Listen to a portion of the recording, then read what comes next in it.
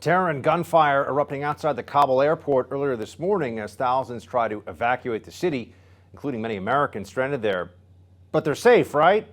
Wrong. The State Department is reportedly telling trapped Americans they cannot guarantee their safety as they make their way to the airport.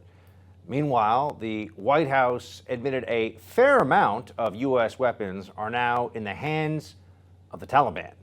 So just to be clear, the Biden administration is leaving weapons to terrorists, letting Afghans fall off military planes to their deaths, and abandoning Americans in a city taken over by the Taliban in this so-called contingency plan that they said they had in place, huh? That's the way this is supposed to go? Let's ask former Chief of Staff to the acting U.S. Secretary of Defense, Kash Patel.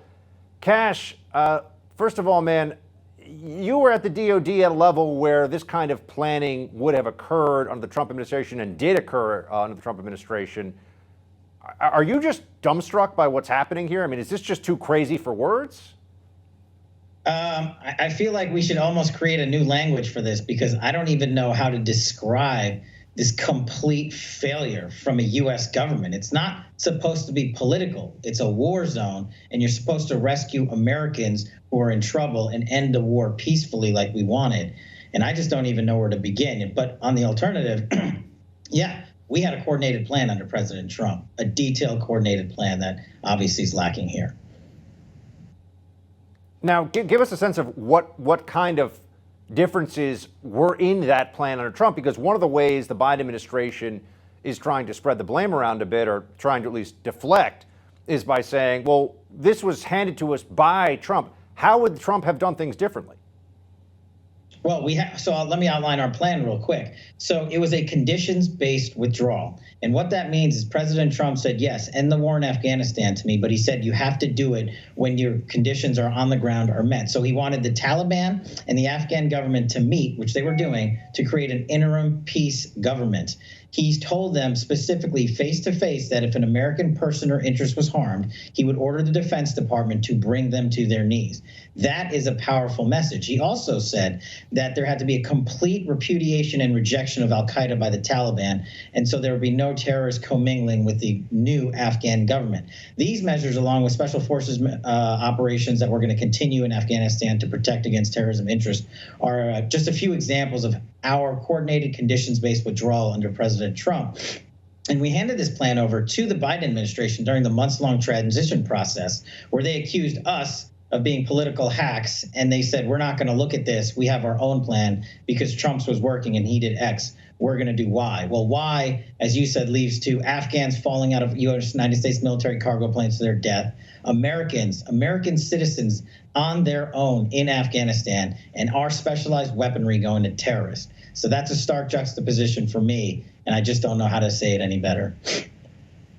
There's been a lot of back and forth now in the press. Seems like some leaks are being put out there from different senior defense officials or people that had a hand in this planning at the White House, trying to cover their butts, for lack of a better way of putting it. And Chairman of the Joint Chiefs of Staff, Milley, has certainly come in for his fair share of criticism. He suggested earlier today that there was never an assessment that he saw anywhere that suggested that the Taliban could take over the country as quickly as they did. One, Kash, do you believe that? And two, isn't that in a sense its own indictment then? And shouldn't Milley resign just based upon the debacle that's unfolded as a result of that bad foresight or lack of foresight?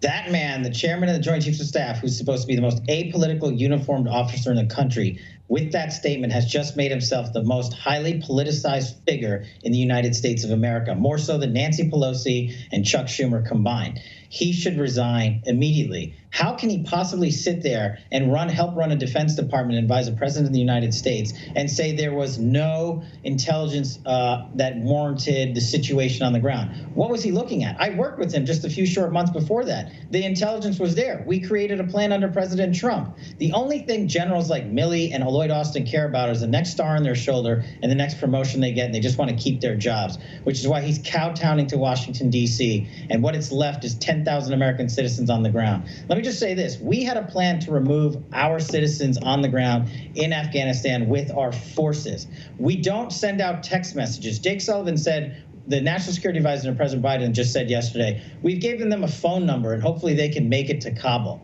No, the Department of Defense doesn't hope and pray that American citizens will come find them in a war zone. We go get them. We create concepts of operations, and we unleash our specialized forces to go and rescue Americans. And you can't do that if you give up Bagram Airfield, which was our command and control element. And Joe Biden just said, we don't need it anymore. Go ahead. You guys can have it before we leave.